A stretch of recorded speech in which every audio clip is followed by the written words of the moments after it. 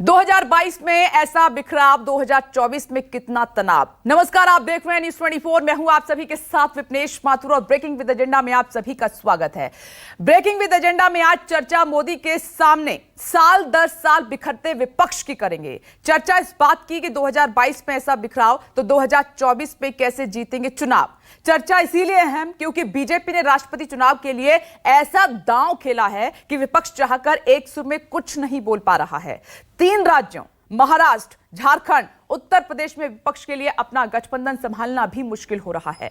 महाराष्ट्र में शिंदे गुट की बगावत के बाद उद्धव ठाकरे एनडीए उम्मीदवार द्रौपदी मुर्मू को समर्थन कर रहे हैं, तो झारखंड में कांग्रेस के साथ सरकार चला रहे हेमंत सोरेन आदिवासी उम्मीदवार और कांग्रेस के खिलाफ खड़े हो गए हैं। तो यूपी में अखिलेश के गठबंधन को आंख दिखाते हुए ओपी राजभर ने मुर्मू को समर्थन का ऐलान कर दिया है। और सबसे अहम, खुद ममता बनर्जी द्रौपदी मुर्मू के संथाल आदिवासी नेता होने के कारण बैकफुट पर हैं, क्योंकि बंगाल में 70% आबादी संथाल आदिवासियों की है और ममता दीदी ने ही यशवंत सिन्हा को विपक्ष का संयुक्त राष्ट्रपति उम्मीदवार बनाने का प्रस्ताव रखा था। और विपक्ष का यह बिखराव साफ कह रहा है, साफ दिखा रहा है कि जो राष्ट्रपति चुनाव पहले फंसा हुआ दिखाई दे रहा था, वो अब द्रौपदी मुर्मू की एक तरफा जीत दिखाई दे रही है। तो क्या यह राष्ट्रपति चुनाव ममता बनर्जी की रणनीतिक हार और मोदी शाह की रणनीतिक जीत है? और द्रौपदी मुर्मू की उम्मीदवारी बिखरते विपक्ष के अलावा भी क्या कुछ और इशारा कर रही है? इसी मुद्दे पर करेंगे बड़े पैनल के साथ बड़ी चर्चा। राजीव, मैं पहला सवाल यही कर रही हूं क्योंकि लड़ाई तो भी दूर तक लड़ी जानी है, तो साल 2022 का है।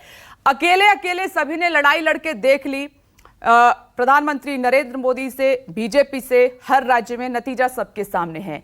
यहां तो एकजुट होकर भी सामना नहीं कर पा रहा है विपक्ष, तो कैसे बात बनेगी आगे?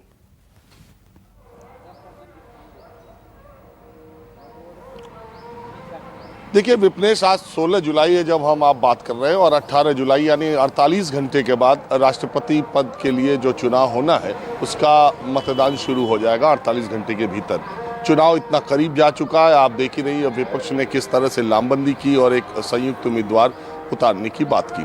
और अब जो चुनाव जैसे जैसे आगे बढ़ता गया, ये माना गया था एक समय कि भारतीय जनता पार्टी या एनडीए का जो कैंडिडेट होगा, विपक्ष का जो साझा उम्मीदवार होगा, उसमें आमने सामने की एक तगड़ी लड़ाई देखने को मिलेगी। क्योंकि अगर एनडीए का वोट उस तरह से खाली एनडीए जो अभी तक बचा हुआ उसका वोट एक जगह मान लिया जाए और बाकी सबका वोट एक जगह मान लिया जाए, तो ये लड़ाई बहुत कठिन हो जाती भारतीय जनता पार्टी के लिए, नरेंद्र मोदी के लिए, और लड़ाई होती और बहुत कठिन होती। लेकिन जैसे ही राष्ट्रपति पद का एक तो उम्मीदवार का नाम द्रौपदी मुर्मू का सामने आया और उसके बाद भारतीय जनता पार्टी ने जिस तरह की, देखिए आज मैं आपको बता दूं, दिल्ली के जितने भवन हैं, ज़्यादातर जहां पर भारतीय जनता पार्टी की सरकारें नहीं हैं, वहां के विधायक दिल्ली बुला लिए गए, उनको यहां ट्रेनिंग दी गई। बंगाल के विधायक दिल्ली बुलाए गए, उनको ट्रेनिंग दी गई।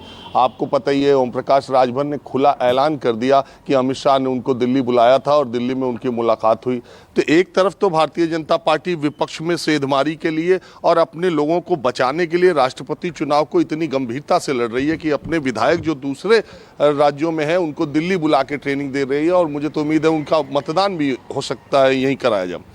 तो और दूसरी तरफ विपक्ष को आप देखिए, ओम प्रकाश राजभर पूरा अभी जून में चुनाव हुआ था उत्तर प्रदेश में, वहाँ पर जो आजमगढ़ लोकसभा सीट में समाजवादी पार्टी के उम्मीदवार के लिए 6 दिन होटल लेकर वहाँ रुके हुए थे और उन्होंने प्रचार किया था समाजवादी पार्टी का, गठबंधन का।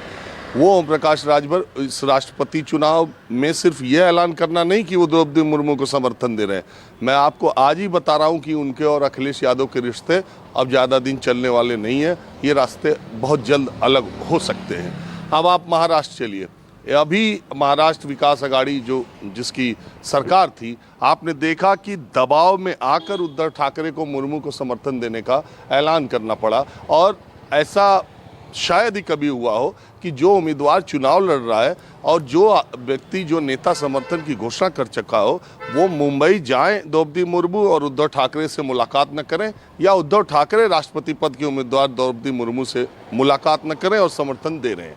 उनके समर्थन की वजह से कांग्रेस में नाराजगी है कि आपने ऐसा फैसला लिया। तो महाराष्ट्र, ये राष्ट्रपति चुनाव भले है, लेकिन ये महाराष्ट्र की राजनीति में आगे दिखाता है कि एनसीपी और कांग्रेस के साथ शिवसेना का गठबंधन शायद आगामी चुनाव में न चल सके। इसी तरह देश के अलग अलग इलाकों में राष्ट्रपति चुनाव तो एक तरफ है, दूसरी तरफ विपक्ष को एकजुट होने से, अभी देखिए आम आदमी पार्टी की नेशनल पॉलिटिकल जो उनके अफेयर्स कमेटी है उसकी बैठक होनी है। अभी पता चल जाएगा कि आम आदमी पार्टी का भी रुख इस मामले में क्या है, और जहां तक जिस तरह के संकेत आ रहे हैं उसमें शायद वो द्रौपदी मुर्मू को समर्थन देने की बात हो। तो इस तरह से आप देखिए कि विपक्ष कहां पर, दरअसल क्या दिक्कत है कि कांग्रेस पार्टी की कमजोर होने की वजह से क्षेत्रीय छत्रपों की महत्वाकांक्षा ज़्यादा बढ़ गई है, और जब क्षेत्रीय छत्रप आगे बढ़ रहे तो इनमें आपस में टकराने की संभावना ज़्यादा है। अरविंद केजरीवाल को लगता है कि उनके पास 2 राज्य हैं और अब मोदी को 2024 में टक्कर देने के लिए उनसे बड़ा मुफीद आदमी कोई नहीं है। ममता बनर्जी देश में तीसरी बार लगातार चुनाव मोदी के प्रधानमंत्री रहते, वो भी दूसरी बार जो चुनाव जीती हैं, तो उनको लगता है कि इतने बड़े राज्य को वो इतने बहुमत से जीत रही हैं, तो उनका दावा दिल्ली की कुर्सी पर ज़्यादा बैठता है।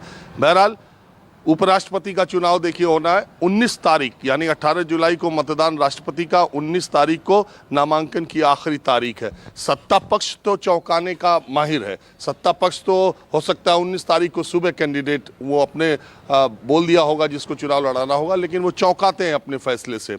लेकिन विपक्ष भी अभी तक एक साझा बैठक न कर सका, और ये अभी तक तय नहीं है कि उपराष्ट्रपति का चुनाव विपक्ष लड़ेगा कि नहीं लड़ेगा।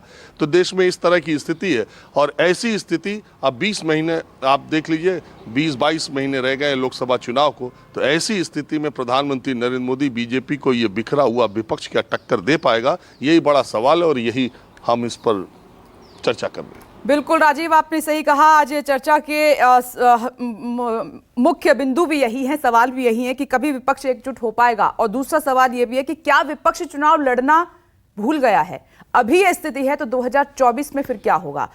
नमस्कार, मैं हूं मानक गुप्ता। अगर आपको हमारा ये वीडियो पसंद आया हो तो इसे लाइक और शेयर जरूर करें, और हां, हमें सब्सक्राइब और फॉलो करना ना भूलें, ताकि आप देश और दुनिया की कोई खबर मिस ना करें। तो जुड़े रहिए हमारे साथ और देखते रहिए न्यूज़ 24।